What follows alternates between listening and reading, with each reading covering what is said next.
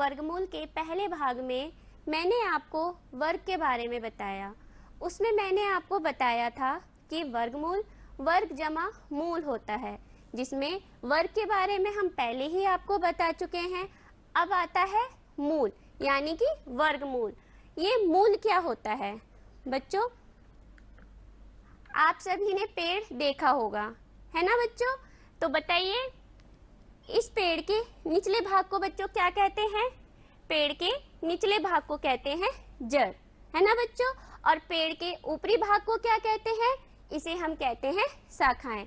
तो बच्चों, जिस तरीके से पेड़ में हमारी नीचे जड़ होती है और जड़ जितनी छोटी होती है शाखाएं उतनी छोटी फैलती हैं, और जड़ जितनी लंबी होती है शाखाएं उतनी लंबी फैलती हैं।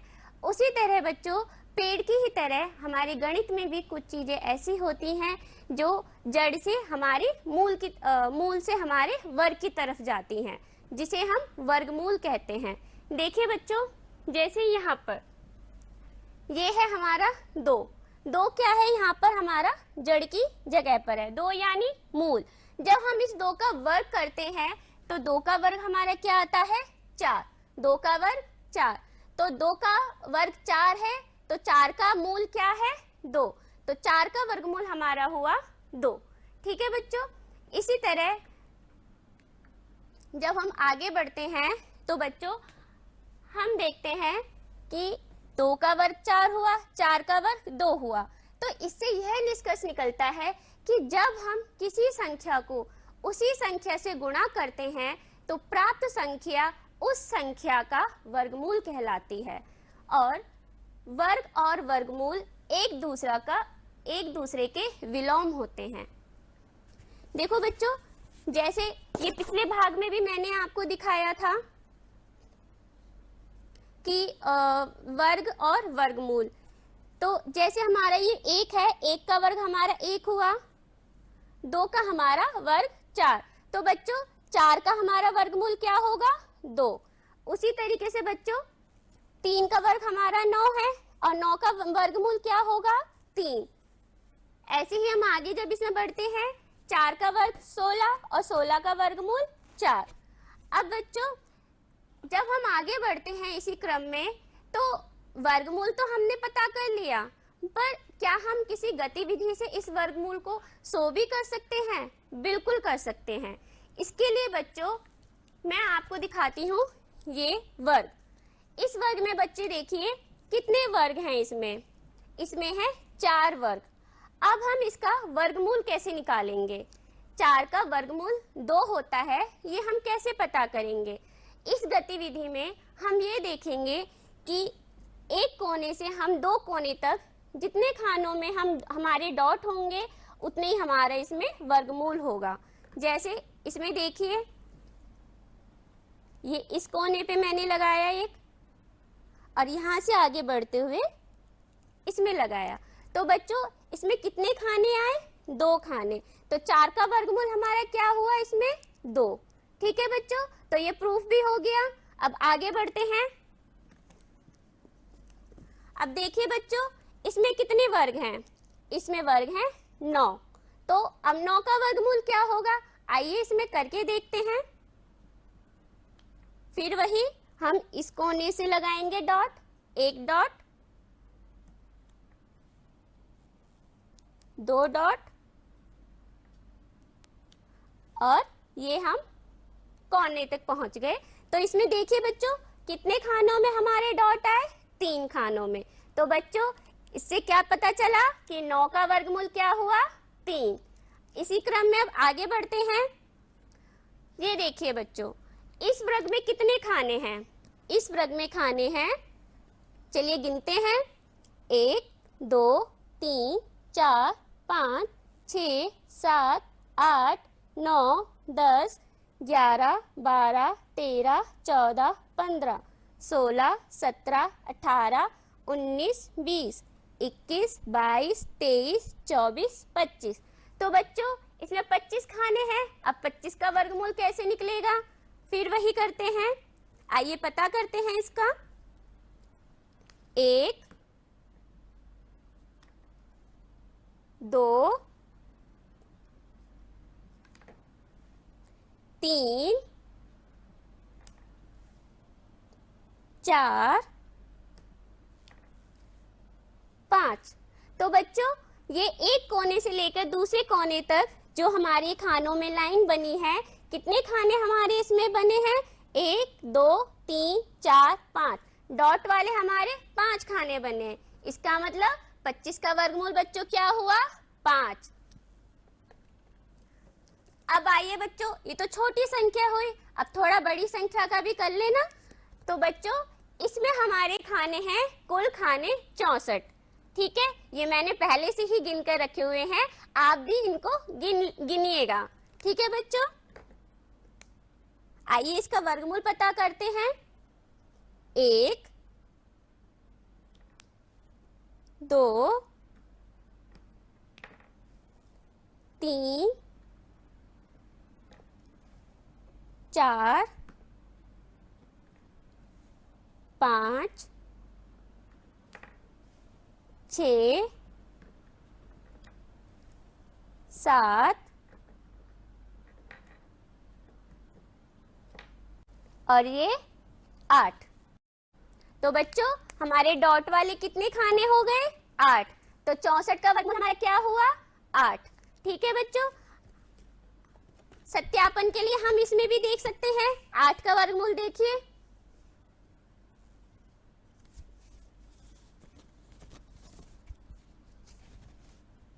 ये देखिए 8 का वर्गमूल इसमें 64 का वर्गमूल इसमें क्या है?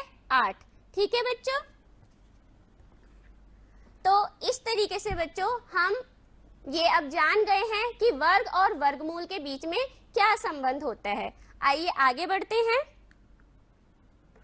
अब आती है बच्चों चिन्हों की। बच्चों जिस तरीके से हमें किसी भी चीज को दर्शाने के लिए हमें चिन्हों की जरूरत होती है, जैसे देखिए बच्चों ये किस चीज का चिन्ह है? ये जोड़ का चिन्ह है। और बच्चों ये किस चीज का चिन्ह है? यस, ये गुणा का चिन्ह है। ये घटा का चिन्ह है। ये भाग का चिन्ह है। और ये बराबर का। ये चिन्हों की हमें क्यों जरूरत होती है? हमें अपनी बात को संकेतों में दिखाने के लिए चिन्हों की जरूरत होती है। जैसे अगर मैं बोलूं कि 2 को 4 में जोड़िए, तो क्या हम इतना लंबा बोलेंगे? अगर हम बोल दें 2 जमा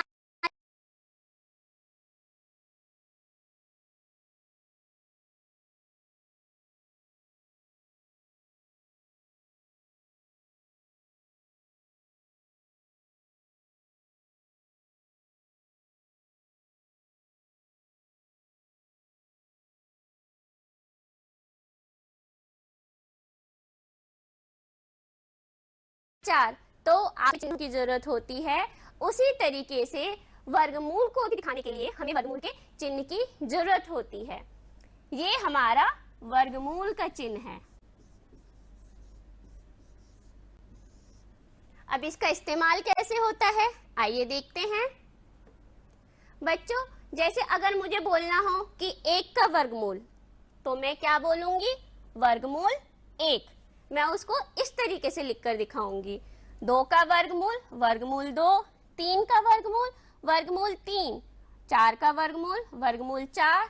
5 का वर्गमूल, वर्गमूल 5। वर्गमूल 6, वर्गमूल 7, वर्गमूल 8, वर्गमूल 9, वर्गमूल 10। इस तरीके से बच्चों हमें जब भी किसी संख्या का वर्गमूल दिखाना है तो हम उसे इस चिन्ह में जब हम रख देते हैं तो सामने वाले समझ जाते हैं कि इस संख्या का वर्गमूल बताया जा रहा है। ठीक है बच्चों, अब है पूर्ण संख्या का वर्गमूल। बच्चों पिछली कक्षा में हम आपको बता चुके हैं पूर्ण संख्या के वर्ग के बारे में। कोई भी संख्या चाहे वो धनात्मक हो या ऋणात्मक हो, उसका गुणनफल, उसका वर्ग हमेशा धनात्मक ही आता है। तो बच्चों जैसे 2 का वर्ग, जब मैं 2 का वर्ग कर रही हूं, 2 गुना 2, जब ये मैं धनात्मक 2 का वर्ग करती हूँ तो प्लस का 4 आता है। उसी तरह -2 का यानी ऋणात्मक 2 का जब मैं वर्ग करती हूँ, माइनस माइनस प्लस और 2 दूनी 4। दोनों ही केसेस में हमारा धनात्मक 4 आता है। तो बच्चों अभी मैंने आपको बताया कि वर्ग और वर्गमूल प्रतिलोम होते हैं। तो 4 का वर्गमूल ये 2 भी है और 4 का वर्गमूल -2 भी है। इस तरीके से बच्चों हमारी कोई भी पूर्ण संख्या होती है उसके वर्गमूल 2 होते हैं। 2 समान चिन्हों वाली दो विपरीत चिन्हों वाली संख्याएं पूर्ण वर्ग संख्या का वर्गमूल कहलाती है। अगर हम एक धनात्मक वर्गमूल निकाल लेते हैं तो दूसरे संख्या का हम चिन्ह बदलकर उसको दूसरा वर्गमूल ज्ञात कर लेते हैं। जैसे कि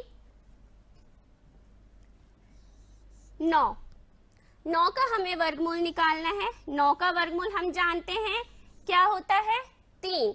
पर क्योंकि 9 हमारी पूर्ण वर्ग संख्या है तो 9 के वर्गमूल में हमारा प्लस का 3 और माइनस का 3 आएगा।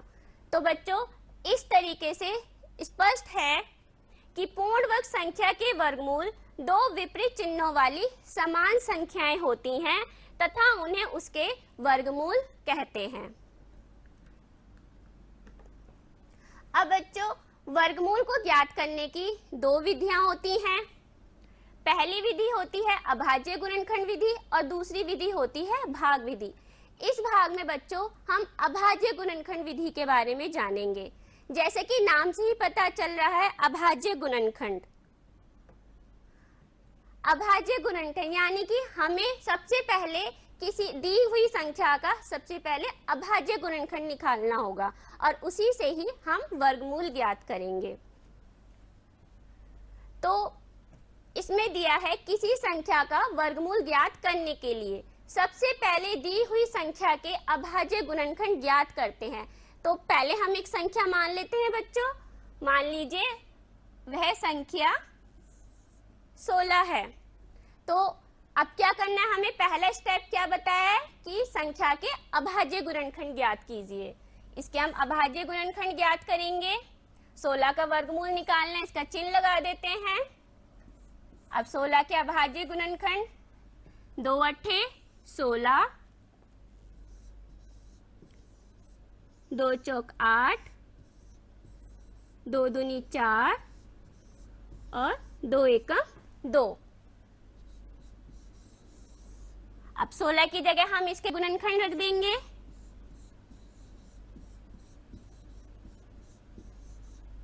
ठीक है। अब अगला स्टेप है प्राप्त अभाज्य गुणनखंड से समान खंडों के जोड़े बनाते हैं। आइए इनके जोड़े बनाते हैं समान गुणनखंड के। तो बच्चों कितने जोड़े बने इसमें, 1 2। अब प्रत्येक जोड़े में से एक अभाज्य गुणनखंड चुन लेते हैं। आइए अब प्रत्येक जोड़े में से हम एक अभाज्य गुणनखंड निकाल लेते हैं। 2 गुना 2। अब अगला स्टेप है चुने हुए अभाज्य गुणनखंड का गुणनफल ही दी गई संख्या का धनात्मक वर्गमूल होता है। तो इसका गुणनफल क्या आया, 2 दूनी 4, यानी कि 4 16 का धनात्मक वर्गमूल है।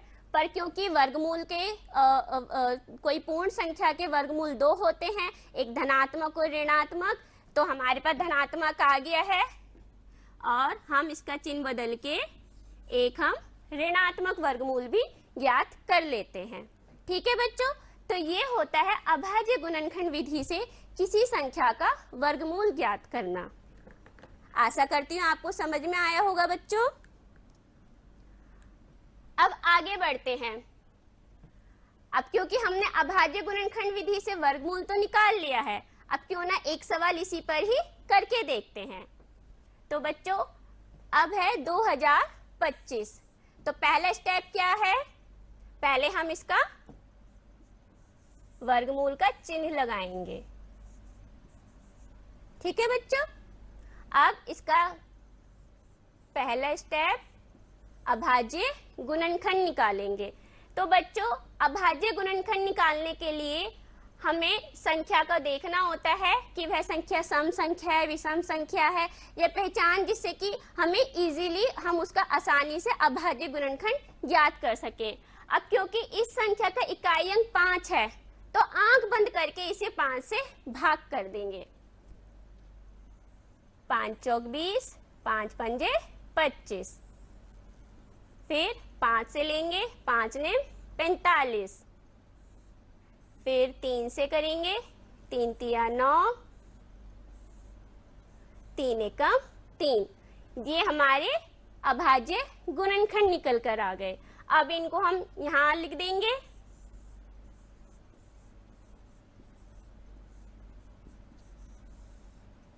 पांच गुना 5, 3 गुना 3। अब अगला स्टेप क्या है बच्चों? इनके जोड़े बनाने हैं। समान गुणनखंड के जोड़े बना लिए। अब प्रत्येक जोड़े में से एक संख्या को चुन लेंगे। 5 गुना 3, इसका गुणनफल हो जाएगा 5 तिया 15। तो बच्चों 2025 का धनात्मक वर्गमूल है 15। अब इसका ऋणात्मक वर्गमूल भी ज्ञात कर लेंगे। इस संख्या का चिन्ह बदल के ये हो जाएगा -15। तो 2025 का वर्गमूल बराबर +15 और -15। तो बच्चों आपको समझ में आया अभाज्य गुणनखंड विधि से किस तरीके से हमें अपूर्ण संख्या का वर्गमूल ज्ञात करना है। तो बच्चों आपको इसी तरीके से 576 और 144 का अभाज्य गुणनखंड विधि से वर्गमूल ज्ञात करना है। ठीक है बच्चों, आगे बढ़े। आगे बढ़ते हुए बच्चों अब बात आती है गुणनखंड विधि से दो संख्याओं का गुणनफल अथवा भागफल का वर्गमूल ज्ञात करना। यानी कि बच्चों अगर हमें वर्गमूल में दो संख्याओं का गुणनफल दे दिया है तो अब हम इसको कैसे करेंगे। देखिए 9 गुना 100, तो 9 गुना 100 पहले हम 9 का गुणनखंड निकालेंगे 3 गुना 3, फिर 100 के गुणनखंड करेंगे। 100 के गुणनखंड देखिए करके दिखाती हूं आपको। 2 पंजे 10, 0, 2 दूनी 4, 2 पंजे 10, 5 पंजे 25 और 5 एकम 5। तो ये हमारे 100 के गुणनखंड आ गए। 2 गुना 2, 5 गुना 5। ठीक है बच्चों, तो फिर हमें क्या करना होता है, समान जोड़े बनाने होते हैं। एक जोड़ा ये, एक ये और एक ये। अब समान जोड़ों में से हम एक एक संख्या को चुन लेते हैं। 3 गुना 2 गुना 5, तो इसको हम लिख सकते हैं 3 गुना 10, क्योंकि बच्चों 9 से केवल हमारी 3 वाली संख्या है और 100 से हमारा 2 गुना 5, तो 100 के नीचे हम 10 लेंगे। तो बच्चों 3 को हम इस तरीके से भी लिख सकते हैं वर्गमूल 9 और 10 को वर्गमूल 100, क्योंकि हम जानते हैं 10 का वर्ग 100 होता है और 3 का वर्ग 9 होता है। तो 9 का वर्गमूल क्या होगा 3 और 100 का वर्गमूल क्या होगा 10। तो इस तरीके से बच्चों हम इसको लिख सकते हैं वर्गमूल 9 गुना 100 को हम लिख सकते हैं वर्गमूल 9 गुना वर्गमूल 100।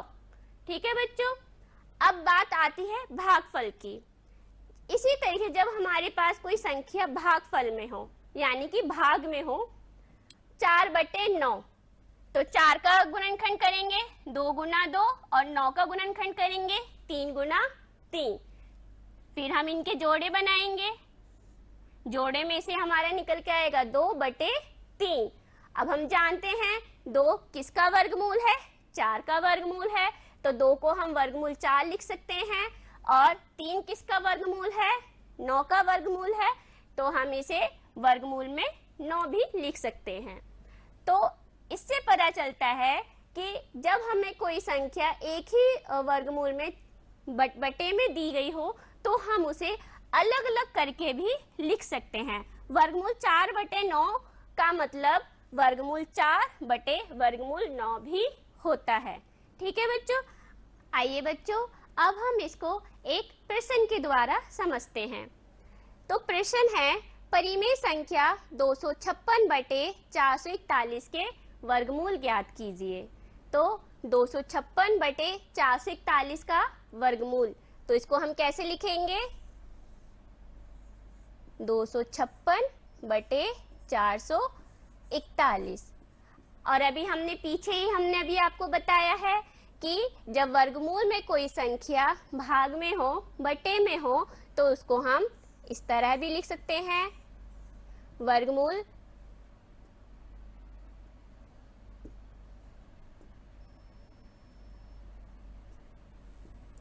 256 बटे वर्गमूल 441। अब 256 का वर्गमूल हमें अलग निकालना है और 441 का वर्गमूल अलग निकालना है। तो वर्गमूल निकालने का सबसे पहला तरीका क्या है? हमें इसके अभाज्य गुणनखंड निकालने हैं। तो 256 के अभाज्य गुणनखंड, क्योंकि एक सम संख्या है तो इसको हम 2 से भाग करते हैं। 2 एकम 2, 2 दूनी 4, 2 अठे 16। फिर 2 से करते हैं, 2 छिंग 12, 2 चौक 8। फिर 2 से, 2 तिया 6, 2 दूनी 4। तो बच्चों इसका हमें अभाज्य गुणनखंड तब तक निकालना है जब तक कि लास्ट में 1 ना आ जाए। 2 एकम 2, 2 छिंग 12, 2 अठे 16, 2 चौक 8, 2 दूनी 4 और 2 एकम 2। तो बच्चों 256 के अभाज्य गुणनखंड 1 2 3 4 5 6 7 8 8 टाइम्स 2 यानी कि 8 बार 2। 1 2 3 4 5 6 7 8। ठीक है बच्चों, अब क्या करना है? हमें समान खंडों के जोड़े बनाने हैं। एक जोड़ा ये बन गया, एक ये बन गया, एक ये और एक ये। अब इन्हीं जोड़ों में से हमें एक एक संख्या को चुन लेना है। 1 2 3 4। तो ये आ गए हमारे 4 बार 2। जब हम इनको गुणा करते हैं, 2 दूनी 4, दूनी 8, दूनी 16। तो बच्चों 256 का धनात्मक वर्गमूल क्या निकल कर आया? 16। अब इसका हम ऋणात्मक वर्गमूल भी निकाल देते हैं, -16। तो 256 के वर्गमूल आए +/- 16। अब हम इसी तरीके से आगे बढ़ते हैं। अब हम 441 का वर्गमूल निकालते हैं। सबसे पहले वही 441 के गुणनखंड करने हैं। ठीक है, क्योंकि ये विषम संख्या है। ठीक है, अब इसका हम कैसे पता करेंगे किसको किससे भाग करें? तो बच्चों 2 से तो जाएगा नहीं क्योंकि ये सम संख्या नहीं है। तो हम इसके एक बार अंकों का जोड़ करके देखते हैं। 4 + 4 8 + 1 9। इसका मतलब ये 3 से विभाजित होगी। तो हम 3 से करते हैं इसको। 3 एकम 3, 3 चौक 12 और 3 सत्ते 21। फिर 3 से करते हैं, 3 चौक 12 और 3 निम 27। फिर आपको पता है 49 7 से जाता है, 7 सत्ते 49 और 7 एकम 7। तो 441 के गुणनखंड हुए 3 × 3 × 7 × 7। अब समान खंडों के जोड़े बना लेंगे। ये हमारा निकल के आता है 3 × 7, 7 तिया 21। तो 21 हमारा धनात्मक वर्गमूल है। अब इसका ऋणात्मक वर्गमूल 441 के वर्गमूल हुए प्लस माइनस 21। धनात्मक 21 और ऋणात्मक 21, ये हमारे 441 के वर्गमूल निकल आए। ठीक है बच्चों, अब परिमेय संख्या हमारी क्या थी? 256 बटे 441। तो 256 का वर्गमूल हमारा क्या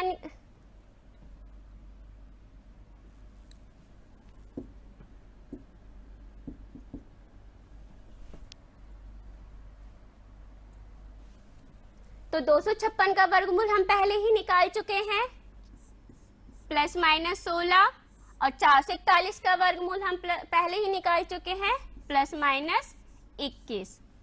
तो 256 बटे 441 का वर्गमूल हुआ प्लस माइनस 16 बटे प्लस माइनस 21। तो बच्चों इसी तरीके से आपको इन परिमेय संख्याओं का भी वर्गमूल निकालना है। ठीक है बच्चों, अब आगे बढ़ते हैं।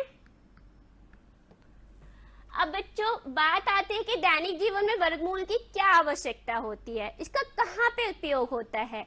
जैसे जोड़ का उपयोग हम सीखते हैं कि हमारे पास कितने पेन हैं और अभी हमने और ले ली तो कुल कितने हो गए, तो उस तरीके से वर्गमूल का क्या उपयोग है। तो बच्चों इसको हम एक उदाहरण से समझते हैं।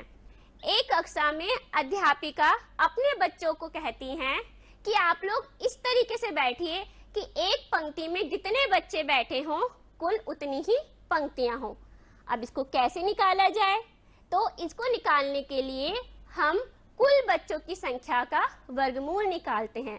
उससे हमें एक पंक्ति में कितने बच्चों की संख्या होगी ये हम ज्ञात कर लेंगे। तो बच्चों यहाँ हमारे पास कक्षा में 625 बच्चे हैं, तो हमें कैसे पता चलेगा कि एक पंक्ति में कितने बच्चे बैठे, कि पंक्ति और बच्चे दोनों बराबर बैठे। तो वही करेंगे, हम 625 का वर्गमूल ज्ञात करेंगे।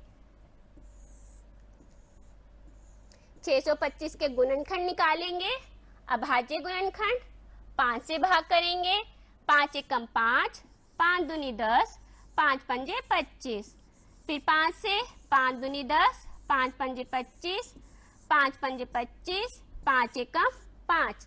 अब इनके हम समान जोड़े बना देंगे।